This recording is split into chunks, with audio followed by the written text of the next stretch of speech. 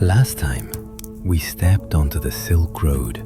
We navigated Venice's silent farewells, felt the weight of departure, and began to decode the hushed language of Tabriz's bustling markets.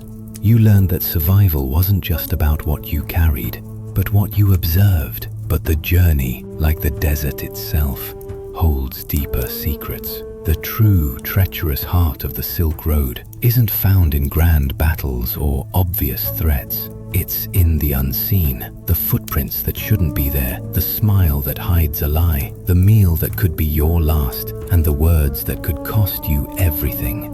Now, as the sun beats down on the boundless steppes and the distant mountains loom, you'll uncover the subtle arts of survival Marco Polo mastered. How do you sleep with one eye open when every shadow conceals a hidden danger? How do you navigate a world where coins constantly betray their value and trust is the only true currency? And what unspoken rules govern your dinner with strangers, where a wrong bite or a wrong word could seal your fate? The stakes are higher now. The journey has become a dance between observation and instinct, between hidden meanings and blatant threats. The question remains, as the Silk Road truly unfolds its long, dangerous secrets, will you reach the end? When fates collide. The muezzin's call slices through the marketplace just as the Nestorian bells begin. You freeze mid-stride, keep walking toward the Christian quarter and risk offending the Muslim silk traders, but veer toward the mosque and the Armenian merchants will note your absence from Vespers. Tabriz doesn't tolerate religious clumsiness. Your hand drifts to the 3 pendants hidden under your tunic: a cross, a Quran verse, and a Buddhist mantra scroll. Each comes out when needed, never all at once.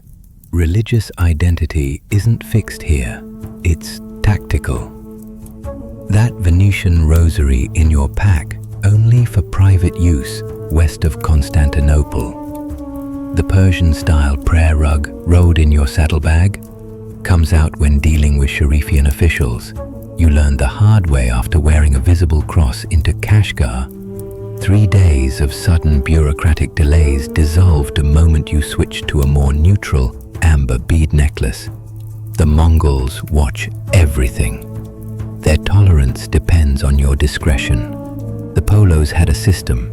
Nestorian Christian rites in public, the Mongols favored them. Latin masses only in locked rooms, if at all.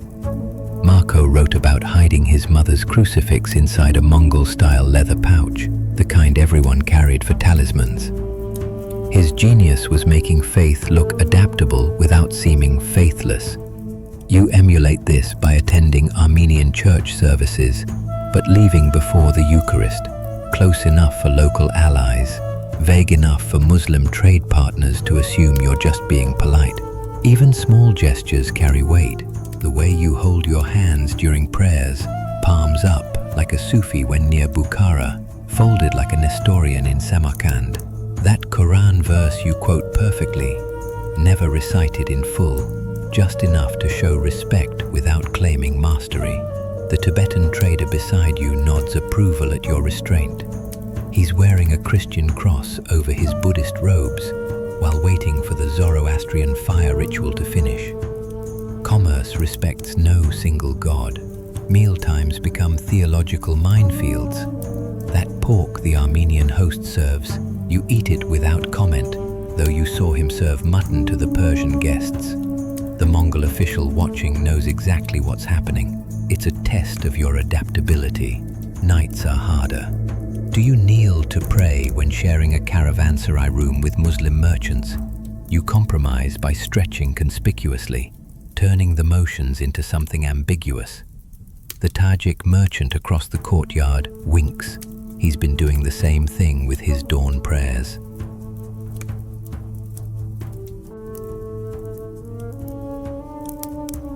The real danger lies in holy days. Ramadan means daytime fasting when traveling with Muslim caravans, but your Venetian stomach growls by noon. You claim digestive troubles and nibble dried fruit secretly. Then comes Lent. Your Nestorian hosts expect you to abstain from meat, but the Mongols consider fish a weak man's food. Solution: develop a sudden toothache that requires soft cheeses and boiled grains, offending no one's doctrines. Religious tokens serve as currency of trust. That Buddhist prayer wheel you accidentally leave visible when dealing with Mongol officials, they notice, though neither of you mentions it. The scrap of Torah text peeking from your saddlebag when trading with Jewish merchants, always good for lowering prices. You collect these items like trade permits, never displayed proudly but positioned to be glimpsed at crucial moments. Marco Polo wrote about keeping his faith like a coin purse, necessary but rarely shown in full. He described seeing Mongol generals wearing crosses next to Buddhist charms, Muslim traders attending Hindu festivals, Venetian merchants bowing to Persian fire altars. Not hypocrisy, survival. The Silk Road rewarded those who could pray sideways. Back in Venice, priests lecture about steadfast faith. They've never had to explain why their rosary beads are hidden under a tunic patterned with Islamic geometries. You perfect the art of being present without participating, standing respectfully at mosque entrances during prayers but not entering, lighting candles in Armenian churches but not taking communion. Locals understand. Only missionaries get dogmatic, and they tend to disappear near the pamirs. The ultimate test comes in Kashgar's main square, where a Nestorian priest, a Shiite imam, and a Buddhist monk all harangue passers-by within earshot of each other. The Mongol officials watch to see which merchants linger where. You walk briskly past all three, pausing just long enough to drop coins into each offering box without breaking stride. A guard nods approvingly. Your donations were exactly equal. Faith here isn't about devotion. It's a series of correct gestures, like knowing when to touch your ear during market negotiations. The Polos lasted 24 years, not because they compromised their beliefs, but because they understood that on the Silk Road, loud piety was just another kind of provocation, like wearing all your wealth in visible gold. As the call to prayer fades, you adjust your sleeves to conceal the cross tattoo on your wrist. The Armenian merchant across the bazaar does the same with his hidden crescent moon pendant. Both of you noticed. Neither will mention it. His camel driver whispers what passes for blessing here. May your gods, whichever ones, grant you safe passage. You respond in kind, using the ambiguous plural form that works everywhere. Faith moves silently here, like goods under moonlight. The loneliest sound, that faint jingle in the distance, could be salvation or slaughter.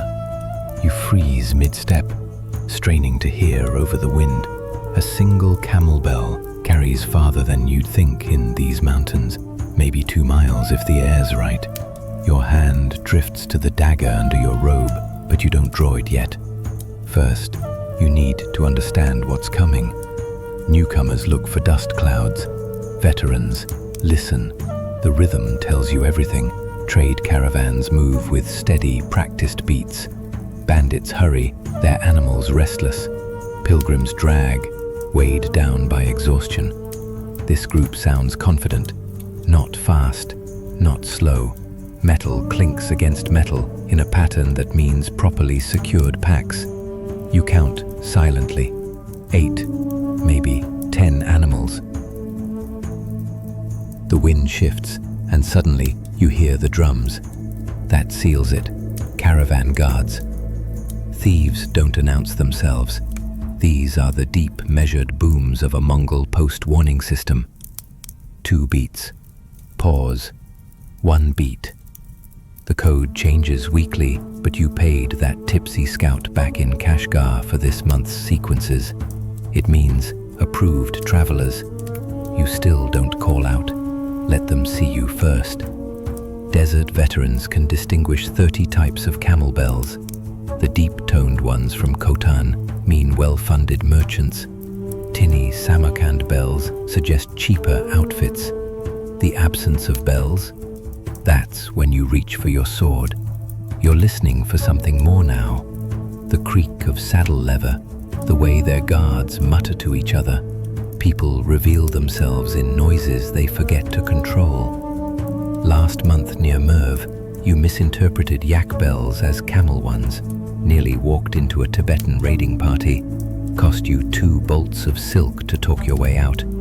Now you know the difference. Yaks move slower, their bells swinging wider. The Mongols taught you another trick, metal quality. Rich caravans use bronze bells that ring clear. Poor ones make do with iron that rasps. Signal whistles cut through the valley, high, low, high, low. Friendlies checking in, you respond with your own bone whistle, 3 short bursts. Not the caravan master's official signal, but close enough to buy time if they're suspicious. The lead guard's bow stays slung across his back, good sign. Marco Polo wrote about the singing dunes near Dunhuang, roaring sands that sounded like ghosts. First time you heard them, you nearly fled before realizing it was just wind across quartz. Real threats rarely announce themselves so clearly. That's why experienced travelers distrust sudden silence. Birds stopping their chatter means people hiding nearby.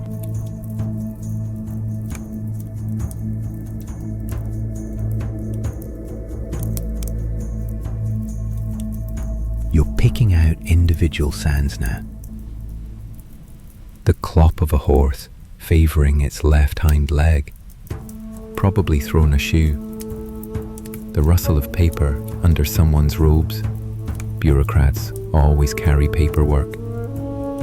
Then the giveaway, a quick sneeze and the scent of oranges.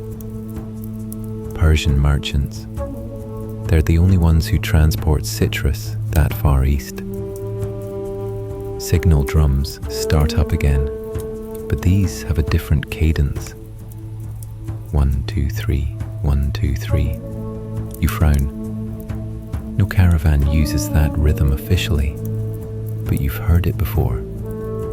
2 summers back, near Antioch, mercenaries used it.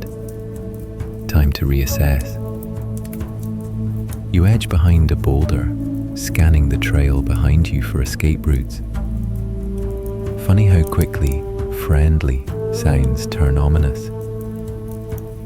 The lead rider comes into view. Mongol, but wearing Persian-style robes. His guards have the mismatched weapons of hired soldiers. Not quite bandits, not quite legitimate. The kind of group that might help you or rob you, depending on their mood. You remain visible, but keep your hands away from weapons.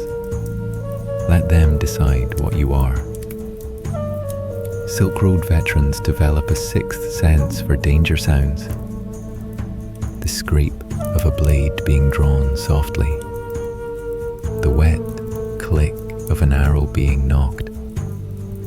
Even the absence of expected noises. Why has that donkey stopped braying? Sometimes survival means knowing when to cough loudly to announce your presence, and when to hold your breath for minutes. The Mongol leader spots you and calls out in heavily accented Uyghur. His words say traitor. His tone says predator. You respond in Venetian accented Persian, naming the caravan master from Kashgar. His eyes narrow. Either he knows the man or knows you're bluffing. The guards' horses shuffle impatiently. Then the real giveaway. From further back in their column comes the distinctive creak of a prison cart. No legitimate merchant travels with shackles. You touch your ear in the universal gesture for I hear danger, though there's no one to see it but the vultures circling above. The wind carries new sounds now, 3 quick whistles from the ridge behind them. The main group was just the lure. You're already moving sideways toward the scree slope when the archers reveal themselves. Sometimes the most important sound isn't what you hear, but what you don't. Those Persian riders never coughed, never cleared their throats. People pretending to be merchants always forget the small noises real travelers make. Marco Polo survived by recognizing the pattern of Chinese jailers' keys before he saw their uniforms. You survive this by knowing bandits never risk good horses on loose rocks. As you skid down the slope, the shouts behind you mix with the real sound of caravan bells approaching from the east. The wheel turns. Let them wonder who's stalking whom now. That's the final lesson of Silk Road acoustics. The lonely traveler always hears threats first, but the smart one makes others hear them last. The vultures scream like women laughing as you disappear into the canyon. They'll eat well tonight, just not your flesh.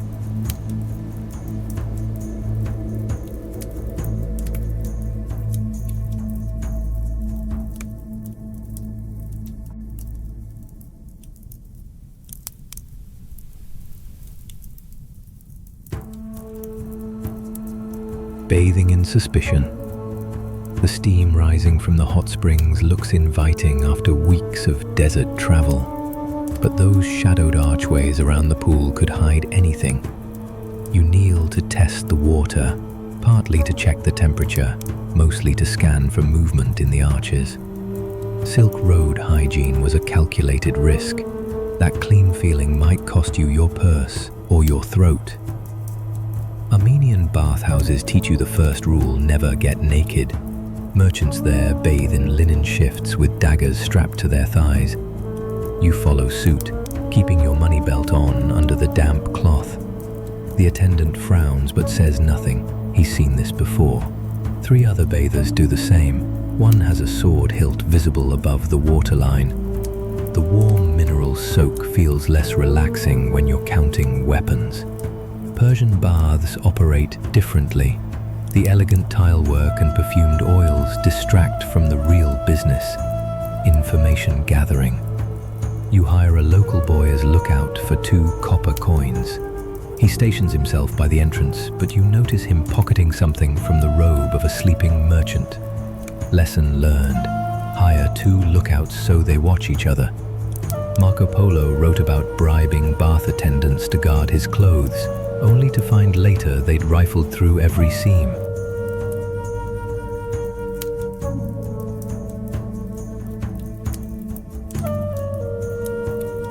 Statistics don't lie. 2 in 10 caravan losses happen at bathhouses. That's not just stolen goods, it's merchants disappearing into steamy rooms never seen again. Some bathhouse tunnels lead straight to back alleys. You develop habits. Always bathe upstream of richer travelers. Thieves target them first. Never use the provided towels. They sometimes carry lice or poison ivy. And check the floor drains out wide enough to swallow a dropped money belt. The Mongol approach makes sense once you've been robbed once. They wash in groups, posting rotating guards. You join a Turfan merchant circle, 8 men, 2 always watching. The rhythm becomes familiar. Quick scrub while your turn's covered, then you take guard duty dripping wet. Efficiency over comfort.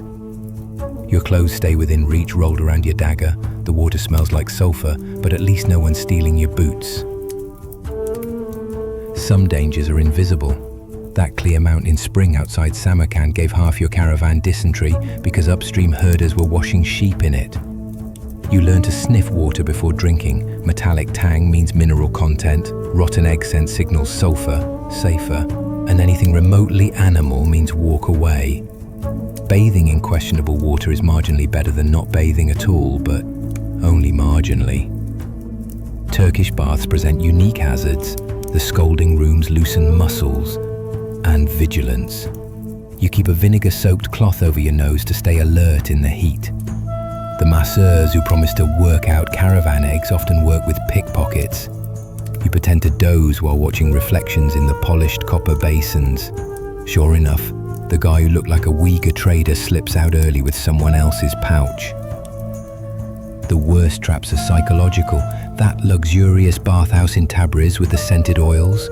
3 merchants disappeared there last month.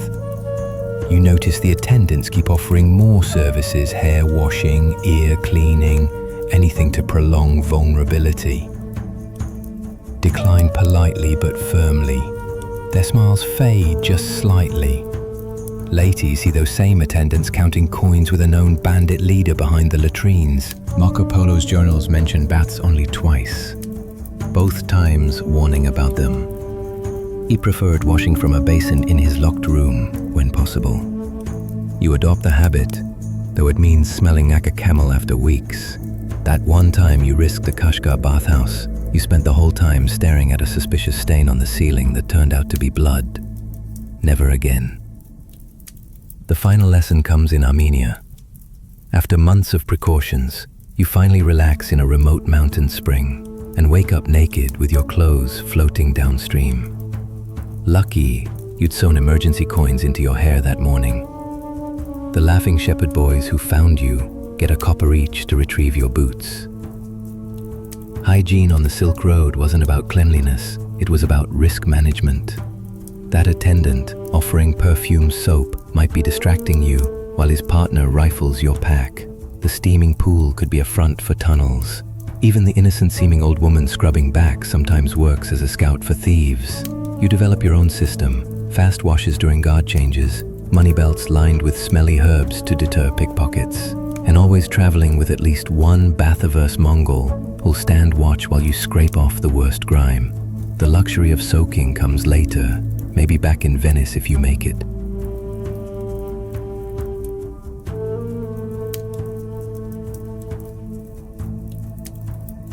The paper trail, that scrap of parchment with faded ink, matters more than the silk it documents.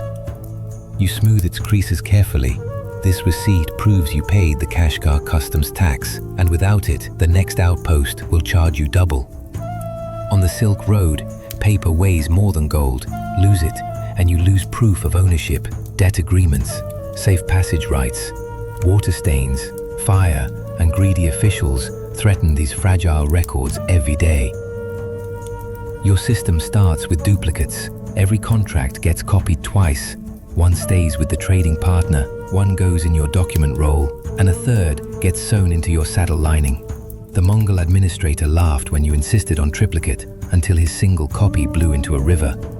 Now, he demands quadruple forms like everyone else. Water is the arch enemy, that seemingly dry ravine outside Samarkand. Flash floods turned your spare documents to pulp last summer.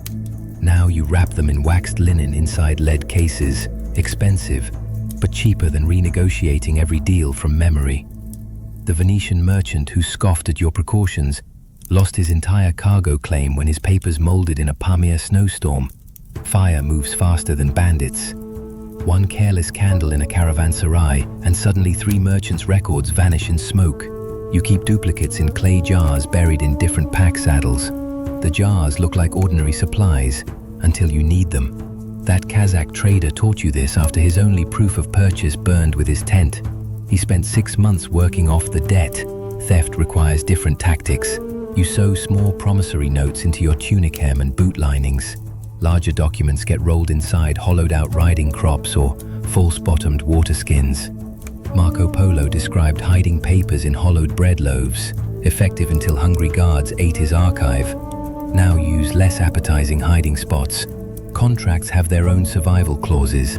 That Armenian wool agreement includes provisions for what happens if either party loses documentation. Sworn testimony from caravan mates, notarized copies from regional governors, even in extremis, mutual blood oaths. You've only needed that last option once, near the Caspian. The scar on your thumb still itches when it rains. Ink selection matters. Cheap lampblack washes away in the first rainstorm. You pay extra for iron gall ink. It bites into parchment permanently. That Persian scribe who sold you indelible saffron-based ink, his formulary now includes your name on a list of unsatisfied customers, written in very permanent ink indeed. Witnesses are living documents. You memorize key details about trading partners, a Khotan jade seller's scar from a bear attack, the Bukhara spice merchant's missing front tooth. If papers disappear, these identifiers help verify oral contracts. The Mongols institutionalized this with their passport system, descriptive travel permits listing eye color, scars, even mannerisms. Lose yours, and you'd better hope the checkpoint commander remembers your face. Document storage follows strict rules. Daytime papers stay in a leather satchel, lined with cedar oil to repel insects. Nighttime essentials transfer to a slept-on pouch. No thief risks waking a merchant to steal from under their pillow. Important originals get pressed between thin sheets of hammered copper that both protect and conduct warmth in freezing mountains. Survival sometimes means creative forgery. When bandits stole your tax receipts outside Turfan, you paid a Nestorian monk to recreate them from memory. His precise hand and homemade seals passed inspection. The real ones turned up later in a raid on the thieves' camp. Now you carry blanks with pre-signed wax seals for emergencies. Age destroys what bandits don't. You recopy critical documents annually, watching as each version degrades slightly. The Kashgar tax roll from 5 years ago is now more whole than parchment. Some merchants paint important terms on camel leather, which lasts longer but attracts hungry dogs. Your compromise, vital records rewritten every solstice on the thickest vellum you can find. Marco Polo's genius was in document dispersal. He kept copies with Venetian bankers, Mongol administrators, even buried some near way stations. When Kublai Khan demanded proof of a story, Marco could usually produce some scrap of evidence. You emulate this by leaving duplicates with trusted contacts along the route. The Armenian monastery near Lake Van holds your will. The Persian caravanserai master in Bukhara has your debt records. The final test comes in Tabriz. A disputed silk shipment rests on one water-stained contract. Your duplicate went up in flames, but the third copy, still safe inside your saddle's lead-lined compartment. The other merchant glares as you unroll the pristine proof. Paper beats memory every time. That night, you add a new line to your will, instructions for document preservation after death. Because on the Silk Road, even corpses need paperwork. The scribe charges extra for such morbid requests, but you've seen too many merchant graves robbed of their identifying records. Somewhere between receipts and epitaphs, the line between survival and oblivion blurs. The lamp gutter casts shadows over tonight's paperwork. You press fresh seals onto duplicate bills of lading, noting which camel carries each copy. Tomorrow's mountain pass has swallowed caravans whole, but letters survive where men don't, if prepared properly. The wax smells faintly of rosemary, a preservative against moths. One final touch, your personal cipher mark in the corner, invisible unless held to flame. Proof, when all else fails, that these words are yours.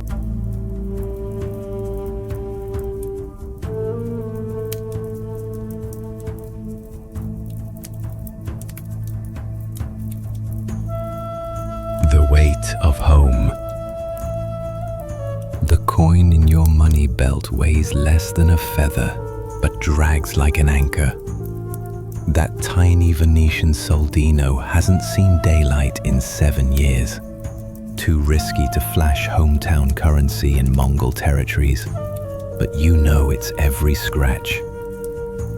The Doge's profile worn smooth from nightly thumbing while caravans snored around you. Mementos become secrets on the Silk Road. The Armenian trader beside you claims he carries no reminders of home.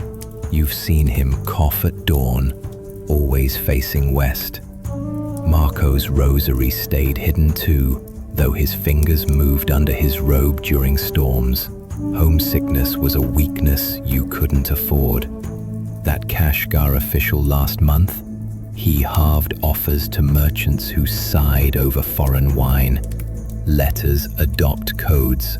Your sister's latest message mentions Uncle Andrea's gout, family code for Venetian political troubles. The wool trader from Bruges taught you this, showing how his wife's rose garden updates really meant bank interest rates. Some merchants prick their thumbs to blood sign letters, turning correspondence into both bond and liability. You swallow yours after reading. Memory conspires against you. At first, you could recall your mother's exact voice scolding the baker. Now it blends with Persian matrons haggling in bazaars. Even dreams betray you. Last week you forgot the Italian word for quail, dreaming it in Uyghur instead. The Nestorian priest warned about this, the slow erosion of self across landscapes. Your hiding places multiply. A childhood button sewn into your saddle's sweat flap, a lock of hair wedged inside your writing stylus. The dangerous one, that miniature of your betrothed painted on silk, folded smaller than a coin behind your belt buckle. You haven't looked at it since Samarkand. Some anchors are too heavy to lift. The Polos had systems. Nicolo's was practical, a Venetian salt cellar used daily to season foreign meals. Maffeo's was brutal. He carried nothing sentimental, not even his dead wife's veil. Marco split the difference, his hidden rosary balanced by ledgers rewritten in local scripts each year. Forgetting deliberately to remember better. You develop your own rituals. Every new moon you name all the canals from the Rialto to Arsenal. On Natale, you eat flatbread pretending it's panettone. The Venetian merchant in Tabriz laughs until he joins in, muttering about pigeons in Piazza San Marco. Nostalgia's safest when shared in fragments. Danger lurks in small slips. That drunken night near Kashgar when you hummed the gondolier's song, the Mongol officer recognized Venetian cadences, cost you 2 bolts of silk to convince him you weren't a spy. Now you whistle Persian tunes badly on purpose. Let them think you're assimilating. The real test comes in Cotan. A Florentine trader offers you a taste of real Italian wine.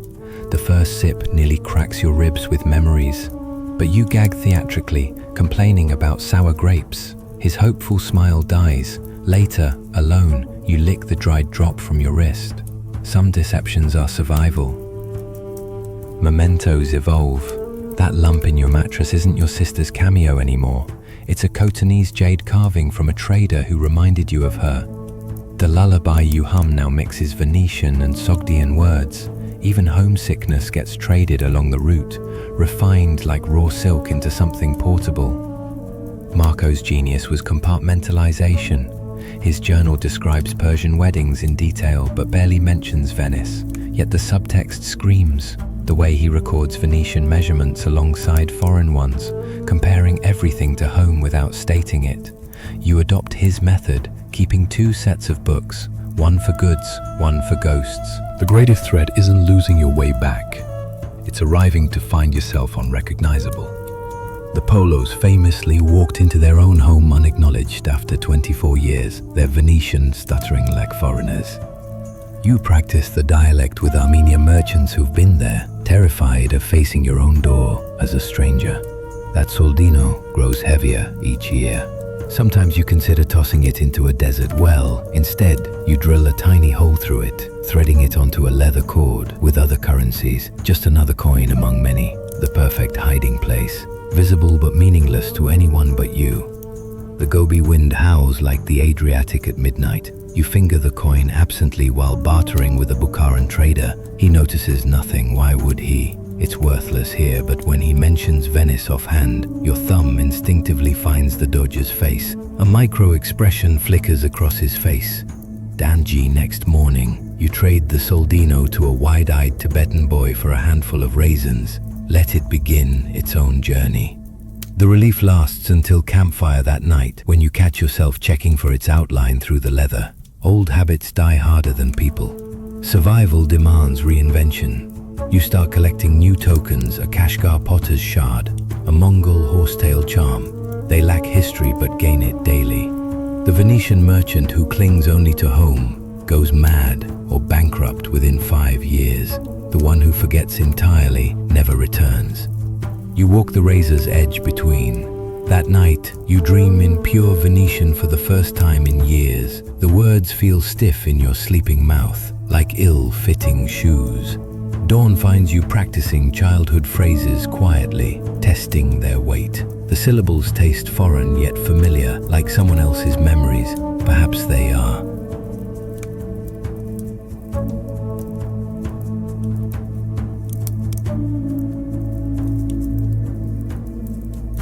The unwritten rules. That empty mountain path looks safe.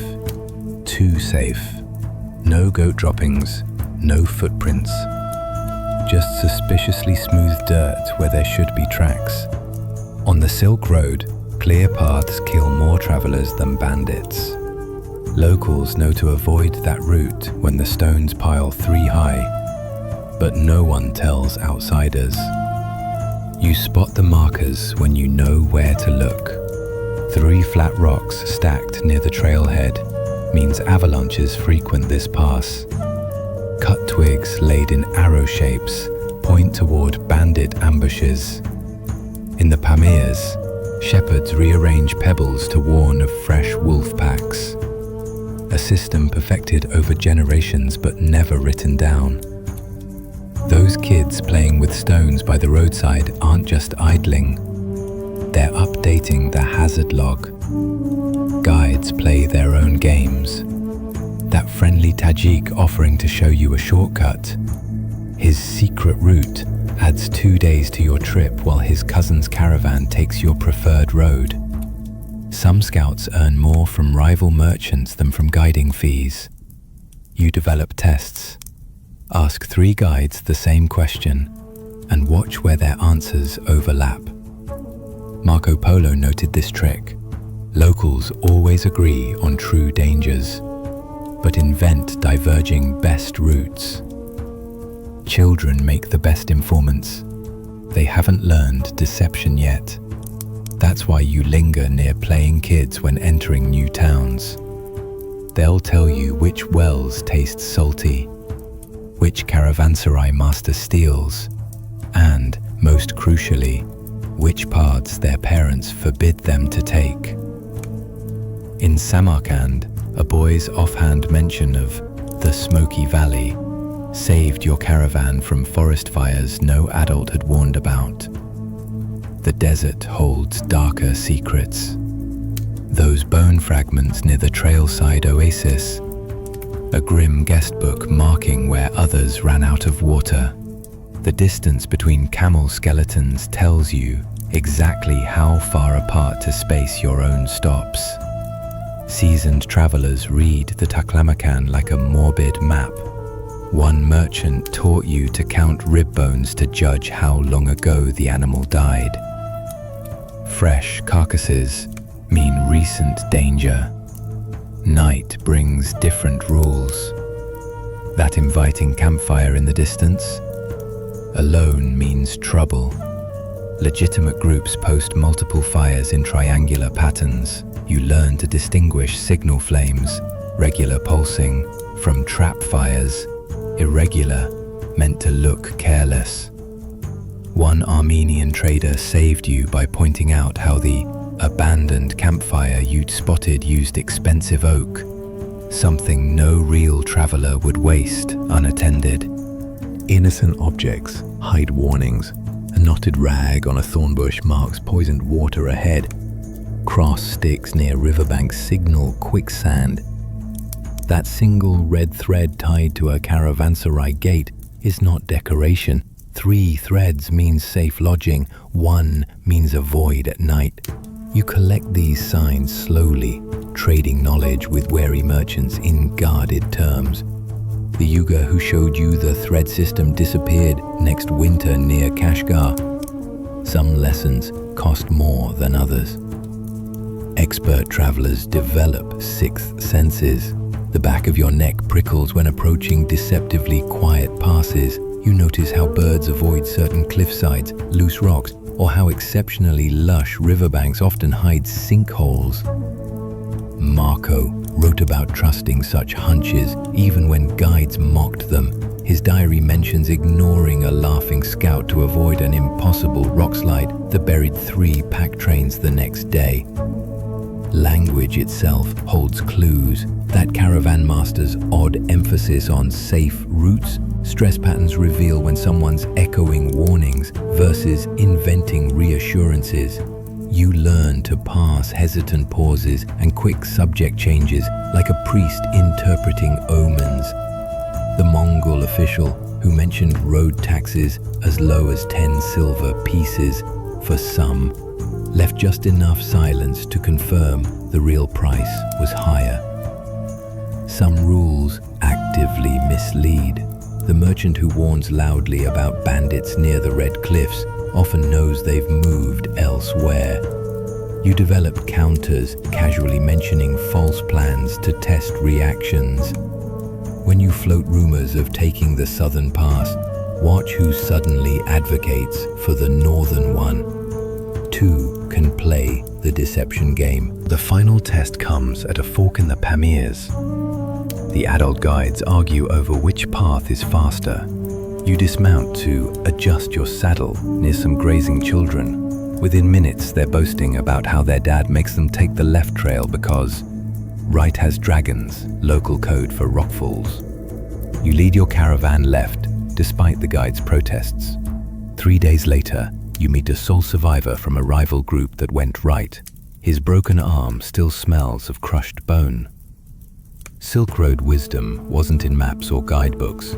It lived in the way shepherds piled stones when no one watched, how merchants' voices tightened discussing certain routes, and what children let slip while playing near strangers. The real rules were never spoken, just etched in scars and survivors' instincts. That phantom pain in your left knee when storms approach. Your body's own unwritten warning system now, better than any map.